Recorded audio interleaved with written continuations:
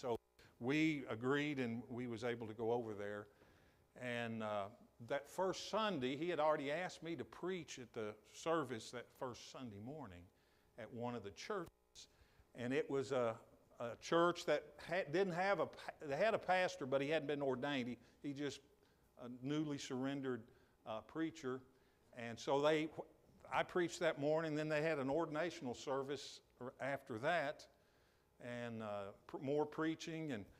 And you'll see in some of these pictures, it's not going to church like it's going to church here.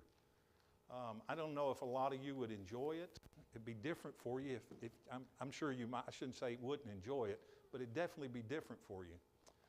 Tyler would probably fit in because of the music. Those that like music would fit in. But you got to get with it. You can't just stand there with a soured look on your face, because they enjoy worshiping God, and they enjoy coming to church. And they come to church now. It's summer. They don't have winters like we have winters. They're year round. They're almost on the equator, so year round, it's 80, 90 degrees every day, and sometimes hotter. And keep in mind, this is some of the places we went was, I would call what we would associate with desert. There's nothing out there. And I'll show you some pictures here in a minute, some of the places we went, and you'll understand that. But that first church building that we were in is one that Brother Eddie helped them build. He gets several buildings built. He doesn't do them. They build their own buildings, but he helps them get the materials together, and works with the pastors and the churches. And he started 32 churches, I believe it is, 30-something, 32 or 34 churches in the last 25 years since he's been there. Now, keep in mind, these things are scattered. He's up in the northwest area called Turkana, Ludwar, up in that area. And it's I'll call it a remote area. There's a few little towns around that you can buy stuff, but it's limited what they can even get there. Sometimes he has to make trips back to Nairobi, which is the capital of Kenya, to even buy stuff, which he has to fly to get there, and it's an hour-and-a-half flight to get there back to Nairobi. So it's a process if they need very much to get stuff. And so we had the ordinational service, the pastor there. I was able to be a part of that ordaining council. They allowed me to be there with the other pastors. I think there was 14 pastors that came for that service that day. Now I'm saying they didn't come from Jamestown to here or from North Russell County. They traveled several miles, and a lot of them did it by foot or motorcycle. They have no cars. They don't have vehicles. They travel by foot, bicycle, or now they've upped it to a motorcycle. That I don't know where they get them at, but there's hundreds of those things running around. But they traveled just for that, to be in that service. Those pastors did. And so we was able to be there for that and be a part of the ordaining council and that part of that service. Me and Brother Aaron Meese, some of you know Brother Steve Meese, it's his son, he went too. And so me and him were able to sit in, be a part of that. And so that was exciting. I never got to do that in a foreign country before. So that was different. We had that following week, starting on Monday through Friday, we had classes. We started what time did we start, Debbie? About 9 o'clock. Time we got up, gathered everybody together, because we wasn't able to stay at the same place. I stayed at Brother Eddie's house, but some of the others stayed at I don't know what you'd call it, their motel. Okay, I'll leave it at that. I mean, it wasn't bad, but it's not like motels here, I'll put it that way. But they were okay. They was fine. They had scorpions and bugs and spiders, but other than that, it was fine. But anyway, we started at 9 doing the classes. Debbie and I taught together, and we were told we was going to be teaching kids. But little did I know that they was all ages. The pastors were in these classes, the adults were in these classes, because they starve for the Word of God, and they want to hear from God and hear the teachings of God. So it was a little different. I'm not a kid's teacher, so I had to adjust everything I was doing. But we did, on Monday, we started in a church about 20 minutes from where we were staying at Brother Eddie's house. It was in sort of in the outskirts of the city there at Turkana. So it was still close enough that we was on blacktop and concrete roads. But then that was Monday and Tuesday. Then Wednesday we went, and I don't remember the name of some of these places. They were just little village, they weren't even villages. They were spots out in the desert. But they had names for these areas. And what he has done is he started where he's at, and then family, I've got family that lives out so-and-so place. They need a church. They need a pastor. They need somebody to share the word. And this is how it worked, just like the early church. They began to spread and to scatter. Men surrendered to preach, and they would go and start works in these little villages or these little communities out in the desert, not even communities. You'll see in the pictures. But so Wednesday, we went to the second place to do some teaching. And so I drove one of the vehicles, and Brother Eddie drove the other. We had Land Cruisers. And I'm thinking, what do we need Land Cruisers? And I saw we needed those off-road vehicles because we had to lock the four-wheel drive in a few times. I thought some of you guys would have loved it out there driving. But anyway, we drove for now he says it's going to take us about an hour and 15 minutes, an hour and 30 minutes to get to this place. I said, okay. So I was following him. We traveled on blacktop for about 20 minutes. Turned and went off the blacktop, and it turned to they don't have gravel there, they have dirt. It's either blacktop or dirt or concrete. And so we traveled on that dirt road through and up and over and around, and I didn't think we was ever going to, and how they knew where they were going. There's no roads. You just, like you're driving out in the open field and you go where you want.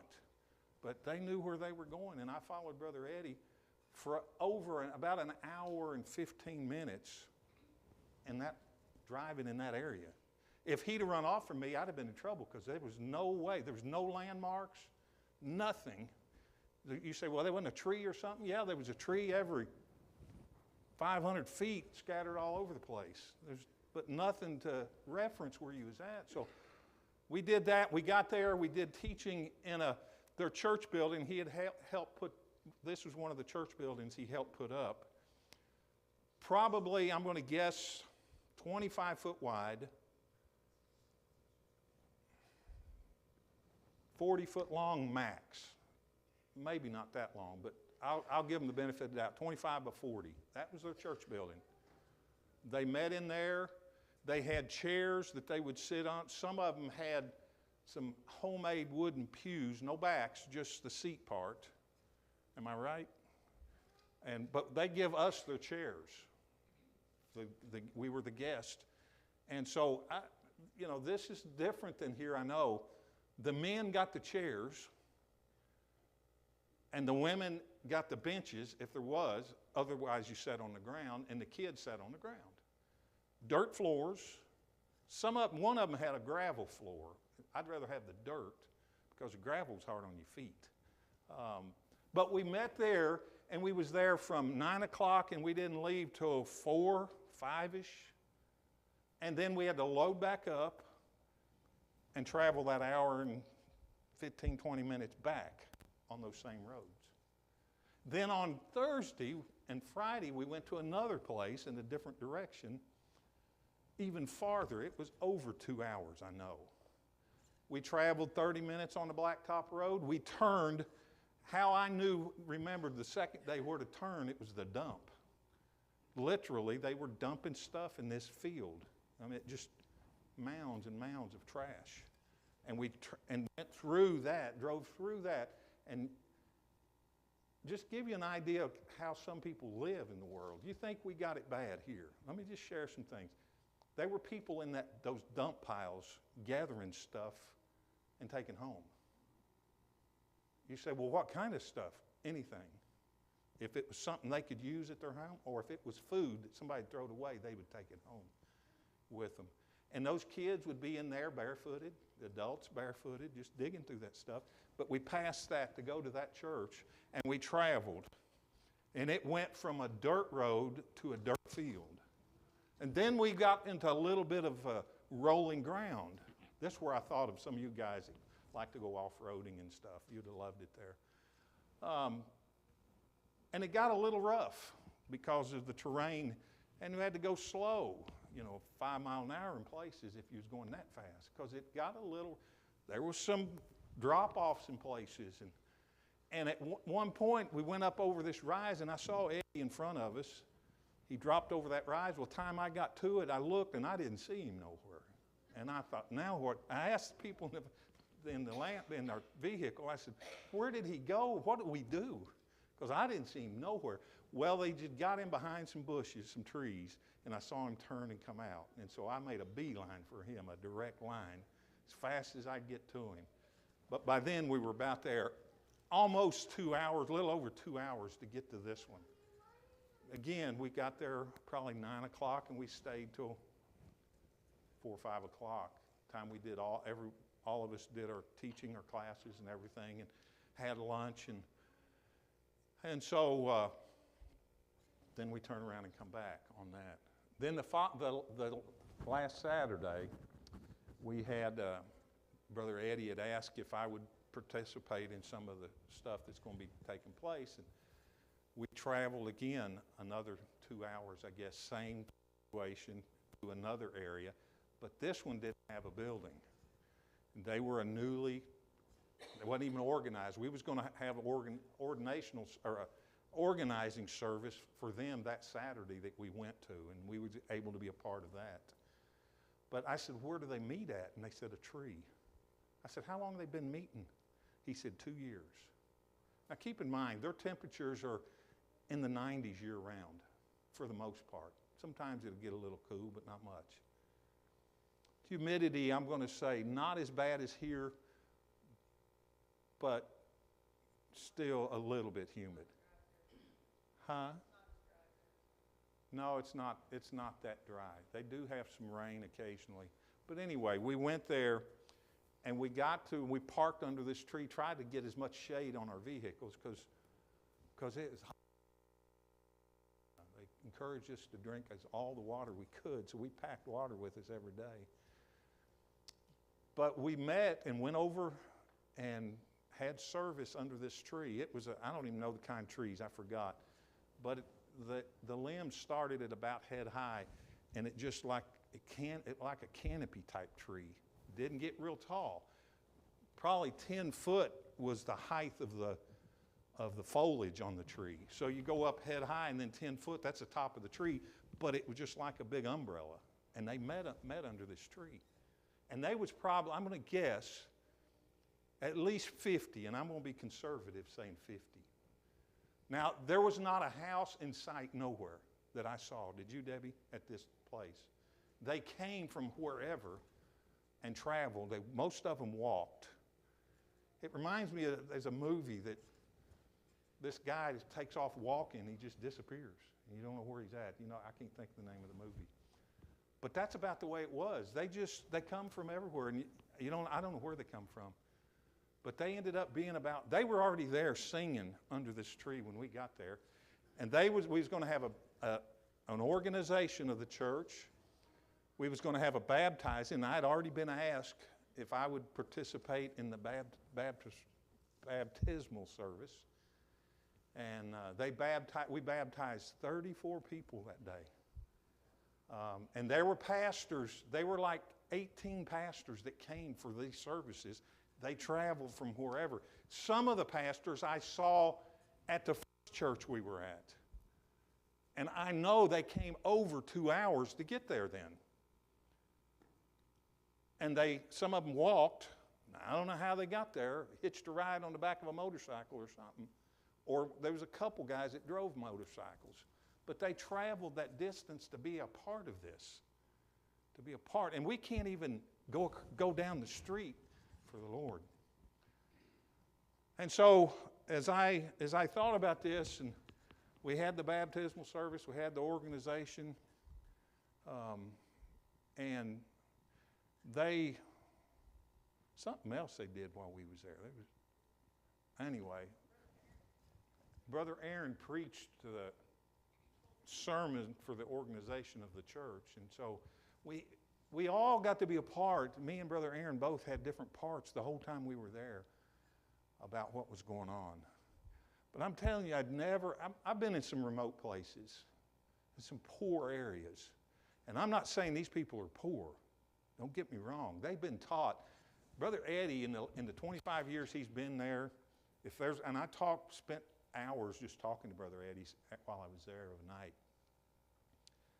He has instilled in those people the doctrines of the Bible, the teachings that Christ instituted when he was here. To take care of the things of God first, then take care of your family, and then take care of others. And Brother Eddie has taught them that. That's why church is so important to those people.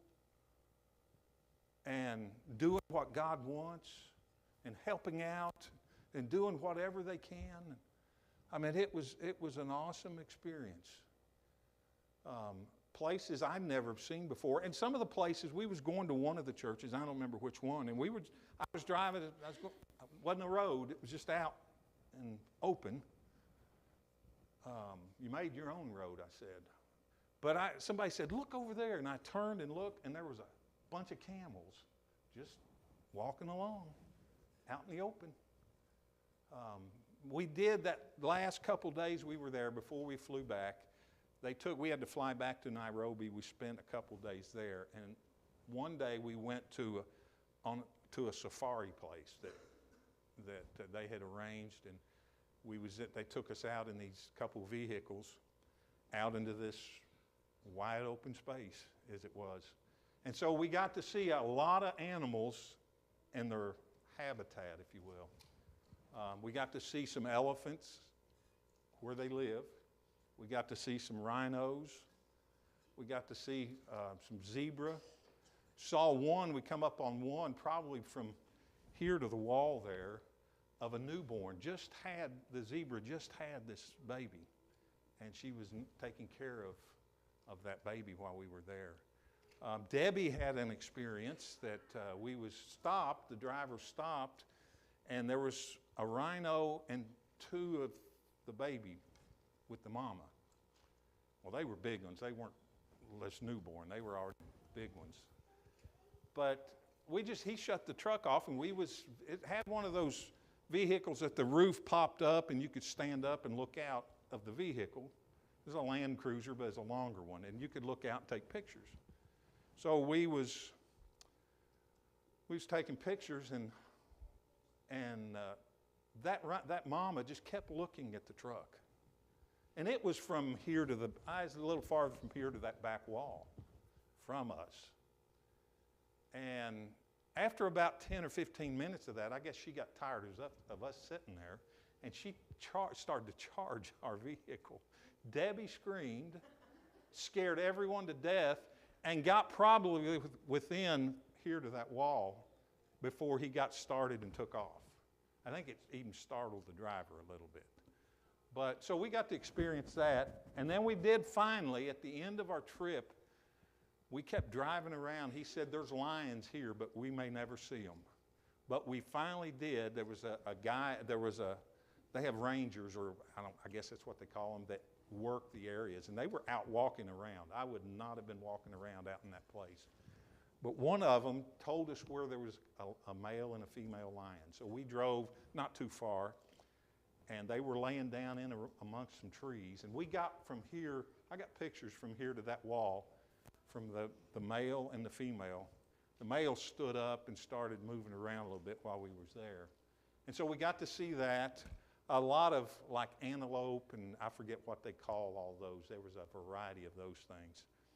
Water buffalo, hundreds of the water buffalo. So we got to see a lot of animals.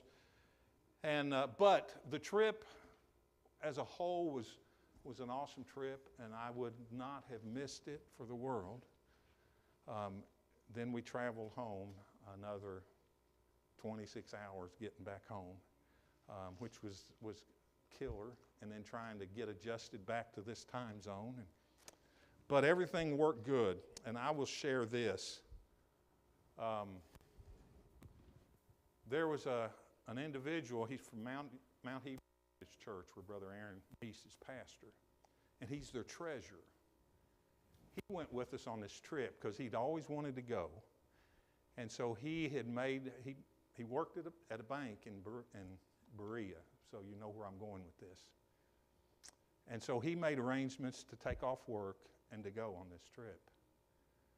And I got to know him quite well because we flew over all that time. You got nothing to do but talk and spend time while you're there of the evenings. And so I got to know him more than I had before. I'd already met him several times and talked with him, but I got to really know more about him. And he's got a wife and three kids, a 10-year-old daughter, an 8-year-old son, and a 4-year-old son. And he would talk about his family and talk about what they were doing and where they had been. If there's anything he loved the Lord, and he loved his family, and he loved his church. He got saved in 2014. Now he's 42-year-old, so he got saved later in life. He wasn't a young guy. And so he was so excited at taking pictures and anything we did. He just was excited. But we got ready to fly back to Nairobi after the first week. We'd been there about 8 or 9 days. And we was at the airport getting ready to leave. Got up early. We was at the airport by 7, ready to get on the plane. It flew out at a little after 7. Me and him was sitting there talking. He was sitting right a couple seats beside of me at the airport. Now, this airport is as big as this stage, so I'm not talking about a big airport. It ain't like you got a lot of room. It's not even as big as that stage. So we was in there talking, and there again, it's hot. It's early morning, so it wasn't as hot, but still hot. Got up. We hadn't really eaten much, just snacked on whatever we could find. And I didn't know anything was wrong, but they said it's time to board, so we got up. A lot of them me and him was the last two. And he was behind me, and Debbie had gotten in front of me, and I got up to start walking, and I felt him hit my shoulder and come flying beside of me. And I thought he had tripped over one of the chairs or something and hit me, but he went flying and hit face first on the concrete. And all I could see of him face down with blood all over the floor, and he was shaking. I've never seen nobody shake like that before. I rolled him over, and by then some of the others, we had a nurse. Aaron's wife's a nurse, so she was there. So I just sort of got out of the way. But he was having a form of a seizure, and we didn't know what it was. We didn't know what to expect. And long story short, we all went on, and Eddie and him stayed back there for a few more days, got him some medical attention. He had busted his chin open. In a long story, we met back up in Nairobi, and he flew back with us on that Thursday.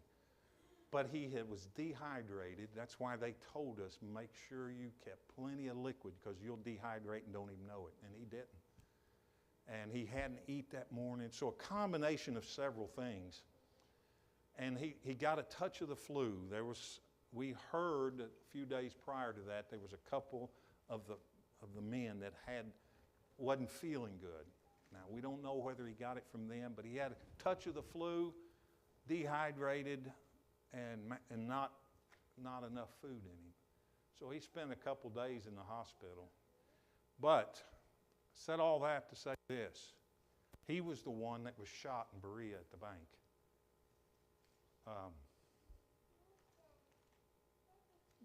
Can't help humanly to wonder why.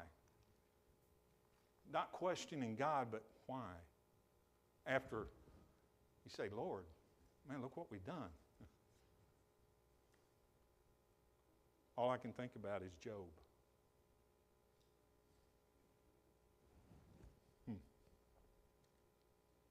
This man loved the Lord. He talked to people on the airplane. Wherever we was at, he was always talking to people. He worked in a bank. He was like a, whatever you call it, these guys in banks, manager or whatever they are. You know, they're normally outspoken, outgoing and all, and he was. But he was always talking about church and about his family and about the Lord. And so, what a testimony. Debbie and I had the opportunity to go to the funeral, and Mount Hebron seats over 400 people, and it was packed out, and they brought chairs out. So I don't know how many was at the funeral. And they said there was more at the layout the night before. People came from everywhere. They were state police there, representing the state police. There was the mayor from Berea went to the layout. Many people from his work were there. But what a testimony. And it isn't over. His testimony's going on. And they got word back in Kenya. Brother Eddie sent text. And he said, I'm having school with the pastors. And he said before we got started, they all wanted to have prayer. We wanted an update on about Brian's family, how they were doing.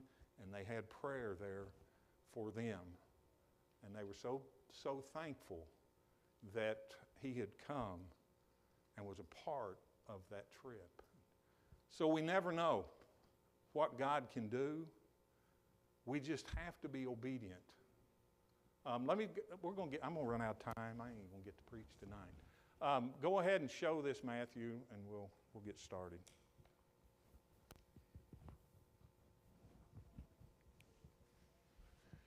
Okay, stop. Are these, they're not a movie type, are they? Okay. See the guy in the plaid shirt on the left? The second one, there's a lady and then the guy. That's Brian with the sunglasses. That's him. Yeah, can you shut all these stage lights off, Matthew? Thank you, Mike. I don't know, can you get the choir or do I have to do them up here? And get them too? Okay.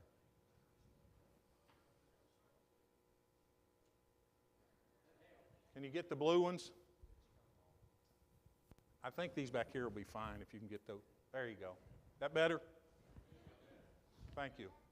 This is at the, that was the first place we was at. See those trees? That's the kind of trees, you can see them in the background. They're not real tall, but they're real wide. That's the kind of trees that's in that area. All right, go ahead. This is in one of the buildings, one of the services, and the kids, they loved coming to church. Well, they all did, but the kids had a blast. So here's one of their services.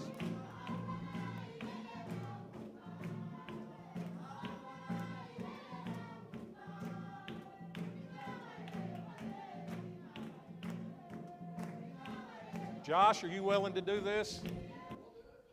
I'm telling you, they love serving God and worshiping our Savior. Here, Brother Eddie is the guy with the beard, the American, with the dark shirt. That's Brother Eddie. He's been over there. And he was speaking, and the guy that you can't see real good was the pastor of that church, and then the other guy was interpreting. Now, Brother Eddie speaks fluent Swahili, which is the national language. But when we got into some of these places, they have village language. A lot of those people don't speak Swahili. So up in there, they speak Turkana. So a lot of times he would speak Swahili and have to have an interpreter into Turkana for the local people to understand what was going on. Some of them, the younger ones especially, could speak some Swahili, but not all of them. There was the first Sunday I got to preach, and what was his name? I done forgot now. Anyway, he was my interpreter for that service. Josephat, that was his name, yeah. And here you can see some of the people that was Debbie and Faith and Karen from Mount Hebron. And you can see Aaron's wife behind them, Gabby, yeah. And these were some of the kids at one of the villages. This is, see the guy between Aaron and me? he was the one being ordained. He was the pastor of that work being ordained. And so me and Aaron were presenting him with the certificate that all the pastors had signed, and they were giving him the certificate, okay? Here's one of the days that I was teaching. Me and Debbie was doing the teaching, and Jehoshaphat just happened to be my interpreter again. Boy, he was a good one. He could speak really good English and understand really good too. So here was that I was telling you about. We was traveling, just saw the camels as we was driving by. He was a doctor, yeah, Jehoshaphat was. So, but he was. Here's one of our classes. Me and Debbie were teaching, and with these individuals, they were all younger. They were teenagers and down. Some of them they got some tall people over there. I saw some that was 7 foot tall. I couldn't believe how tall some of them were. But anyway, these were all kids, and one of the lessons we were doing, we was the theme of our whole time. Jesus is the victor. That was the theme of our classes for everything. And it went from Genesis to Revelations the whole time. But we had took 12 masks, and each mask was a different animal. So we taught, our first lesson was Adam and Eve in the garden and creation and all of that. And so we took in the animals that Adam and Eve named. You remember it talks about God giving permission to name the animals? And so we got volunteers from the audience and put masks on them. We took animal masks with us to do this, and they seemed to really, we learned the more you could involve the people there, the more they loved it. All right, thank you, Matthew. All right, this is the one I was telling you about. See the tree in the background? Looks like maybe people underneath it, under the tree. That's the tree I was talking about, where we went and they were meeting for 2 years under that tree. And go back just a second, Matthew, if you can, if not, you put 40, 50 people anyway, maybe 60.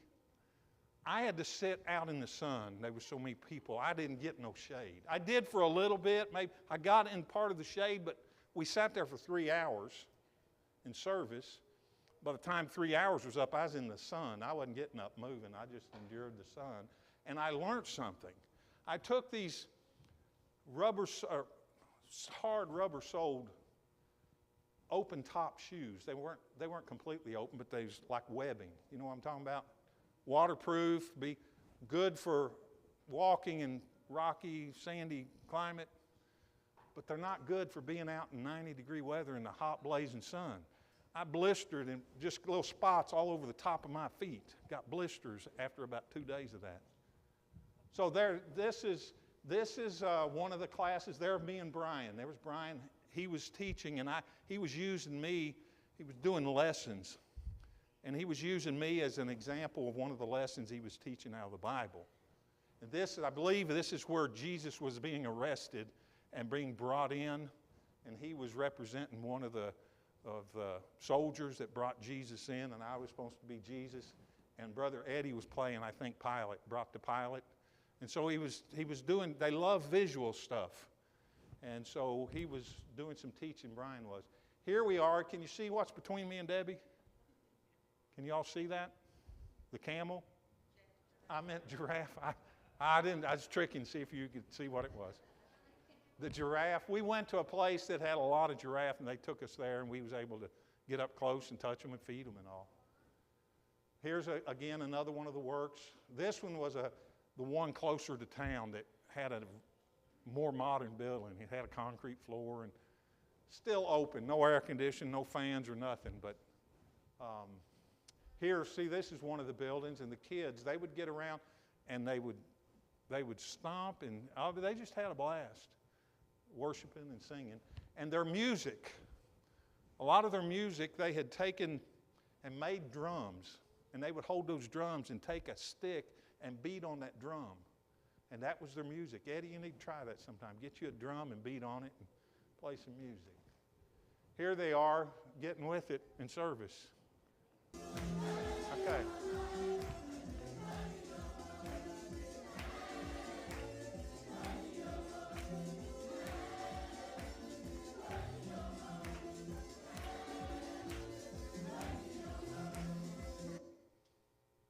This little boy on the left, he caught my attention, one of the churches, and he just got, just from here to Joanne, and he would just sit there and just look at me and Debbie the whole time and just smile. He just had a ball being there. He just loved being there. Here's some of the pastors, and you can see those sticks standing up? Looks like a fence maybe, if you want to call it. That was a fenced-in area around the house, the pastor's house. And I don't know if you can see it. See the roof to the right, just barely sticking up? It's just a little grass hut. That's what they lived in. And they put that fence around it to keep stray animals from coming in and bothering them, I guess. Here's another one of the churches we met at. These, do what? Yeah, these are some of the pastors at one of the works. They were enjoying the music and singing and worshiping God. There you go.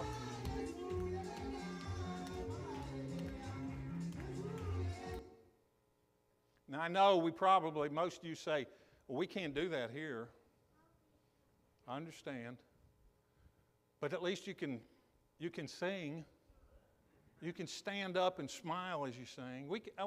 Sometimes I wonder if we even got people alive sometime in our services.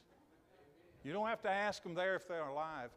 This is one day that we, for lunch, we eat, wherever we went, we eat with the people.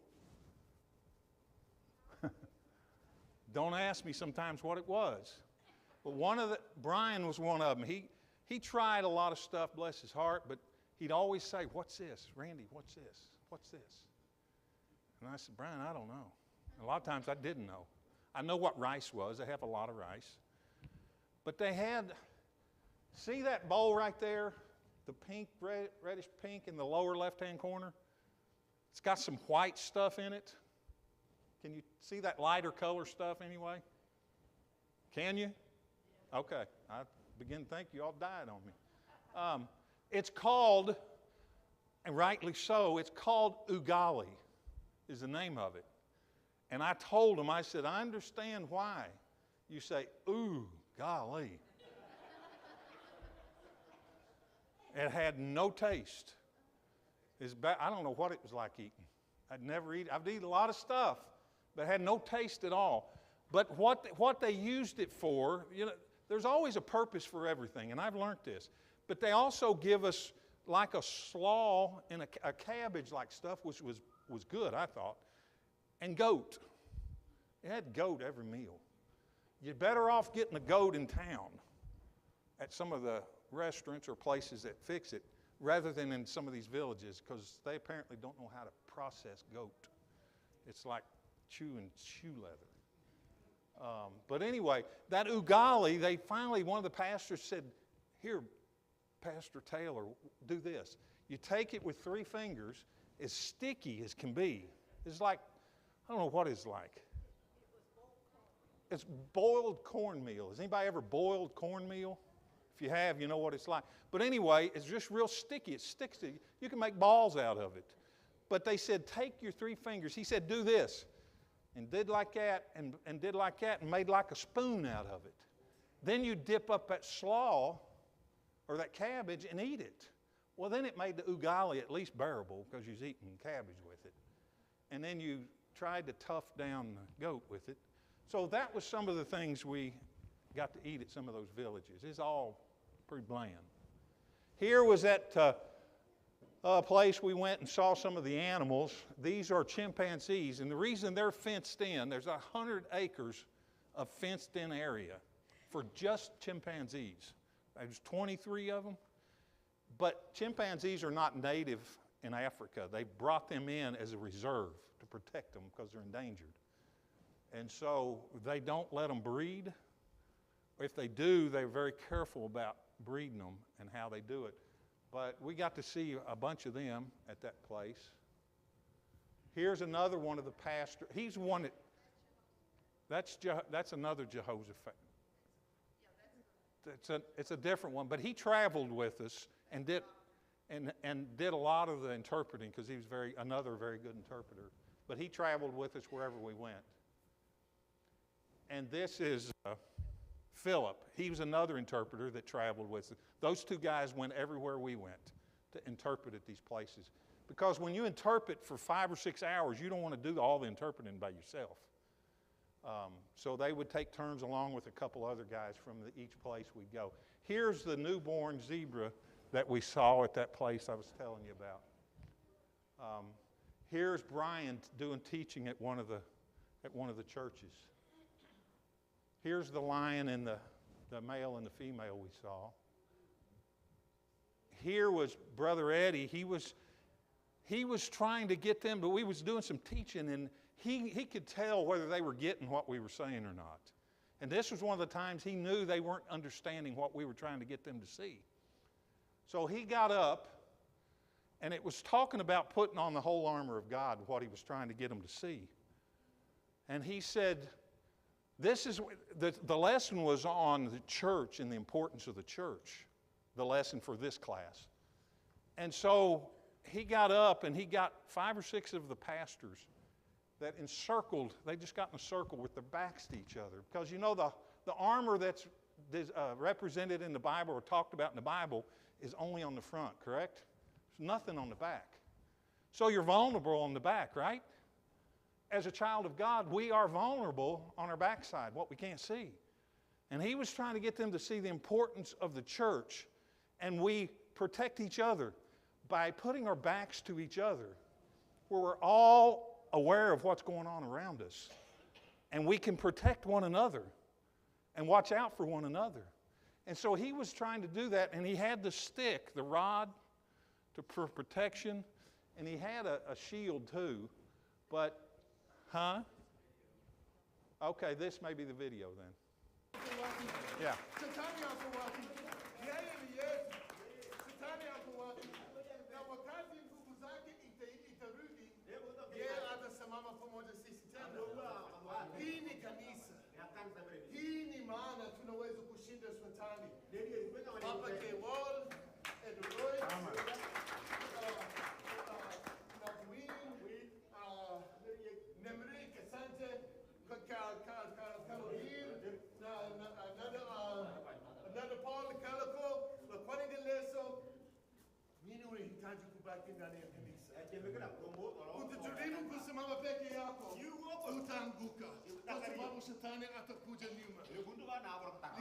The guy in the light shirt is the pastor of this work.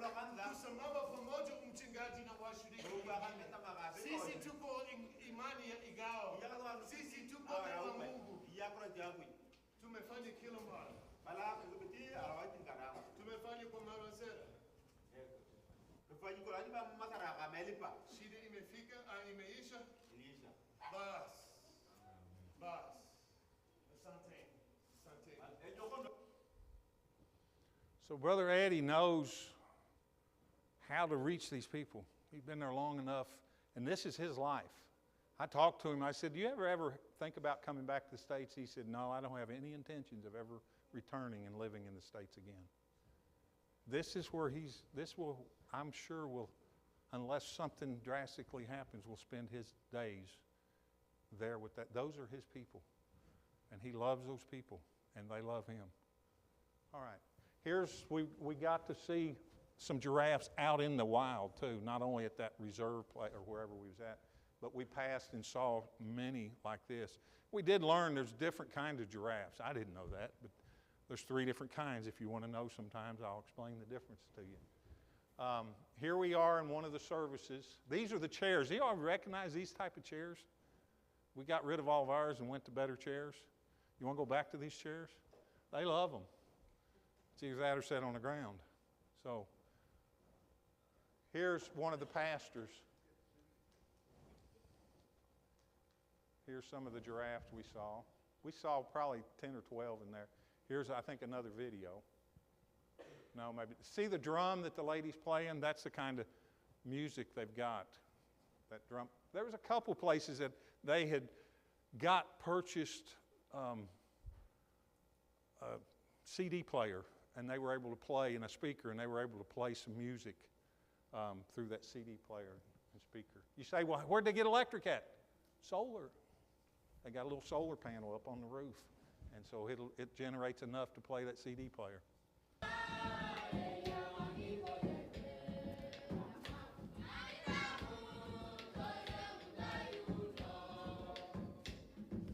Can you do that, Eddie?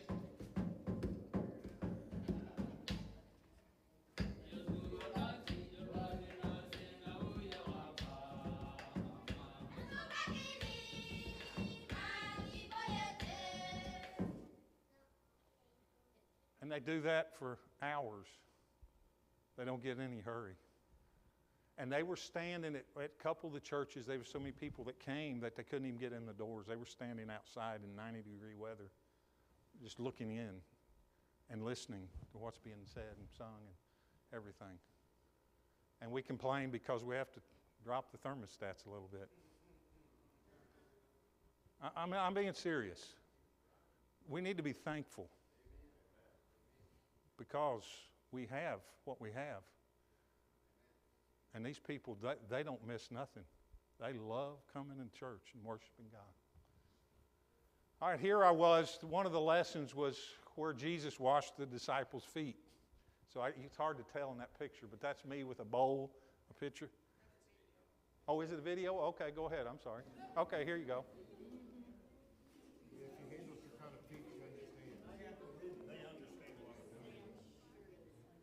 And Brother Aaron, I'll get to him to wash his, and he wouldn't let me wash him. Who is he? Peter. He was representing Peter. He wouldn't let me wash his feet. So he got up. And he was shaking his head and said, "You will never wash my feet."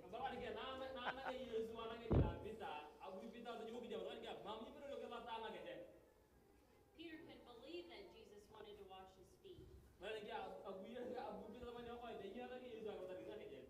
Because this was something only the lowliest of servants would do. But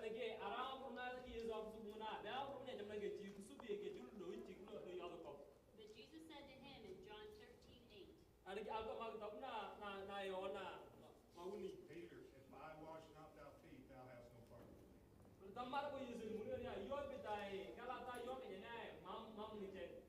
so Peter allowed Jesus to wash his feet.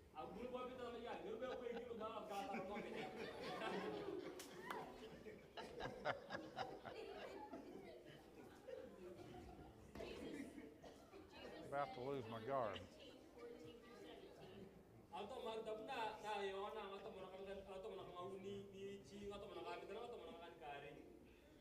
All right, Matthew, go to the next one. Here we are, a couple days before we came back. We was up on that safari, and we come across this area, and this is the equator, and there and close to Nairobi. So we stopped and got a picture. See the concrete look like a piece of curb there? That's the line for the equator from north and south. I think it was like 50-something hundred feet right in there. So it's about like being in Denver. Here's the land, the one I drove while we was there, the Land Cruiser that I drove. Here's where we had baptizing. I didn't mention this. They had dug a hole prior to us getting there, a hole in the ground that was probably 8 foot long and about 30 inches wide, 16, 18 inches deep. Lined it with that black plastic, and then, now keep in mind, this is desert land. You say, where'd they get the water? They hauled it. Guess who hauled it? 15 ladies from that village. I don't know how many trips they had to make, because they have these like 4-gallon jugs. Everybody in Kenya is carrying these 4-gallon jugs. You see these little 5- and 6-year-old kids carrying these yellow jugs all over the place. And I got to ask them, I said, what are these yellow jugs? People hauling water, carrying water on bicycles, motorcycles, by foot, however they get water to the house for their needs. So they hauled however many times it took to haul 4-gallon jugs of water to fill a hole that big. And that's what we had baptizing in.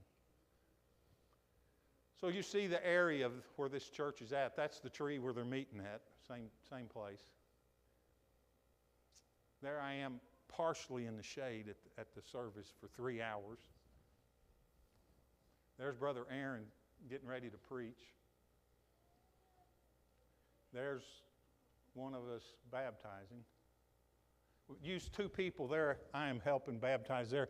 You use 2 people because the water's so shallow. Keep in mind, it's not like it's this deep, and it's easy to get them all under. A lot of times when you go to baptize them, you lay them back and their feet come out. So one guy would stay at the feet and straddle their legs and hold their feet down, and the other one would lay them back, and that way they got them all under the water. We had to rebaptize a couple of them. So Eddie says that he's taught them that to do it scripturally. And we've had to do that here. Somebody don't get every piece of their body under, they have to do it again. You've seen it. Here's the day, a couple days before we went back when we went on that safari. This is where Debbie and I stayed. We stayed in this grass hut. So, yeah. There's an elephant we saw. There's that mama rhino that stood and looked at us forever and then took off after us. There's some more zebra.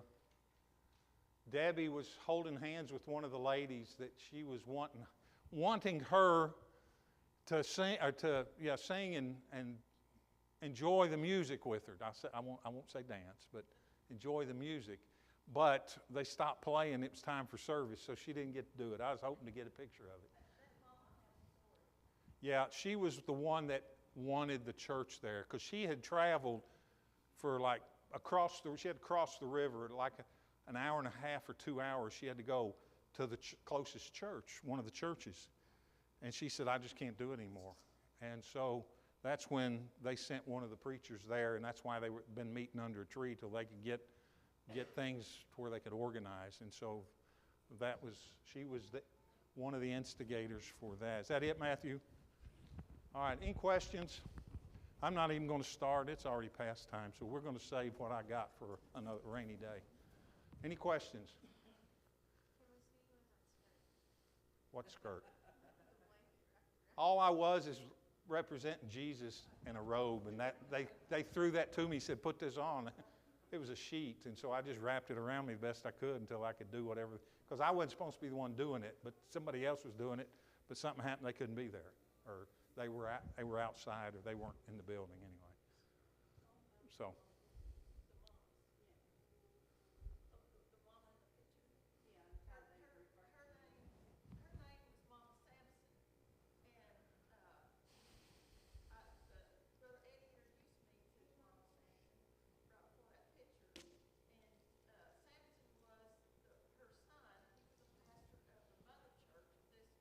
Across the river.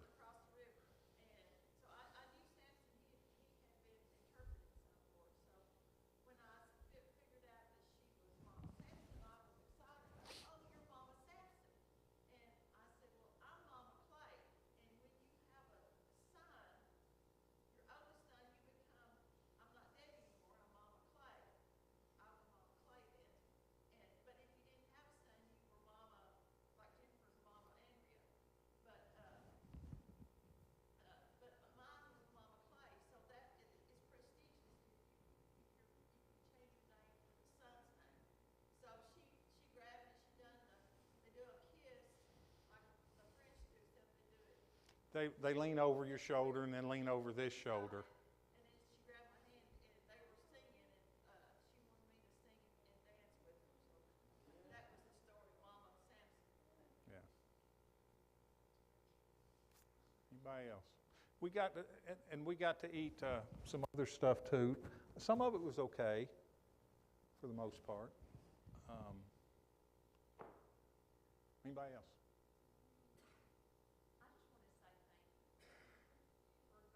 Oh, I'm glad I got to go. I know you're representing the Lord, but you're taking a little piece of Clear Springs with you all over the world. I let them know that, It's an honor. yeah, about my church.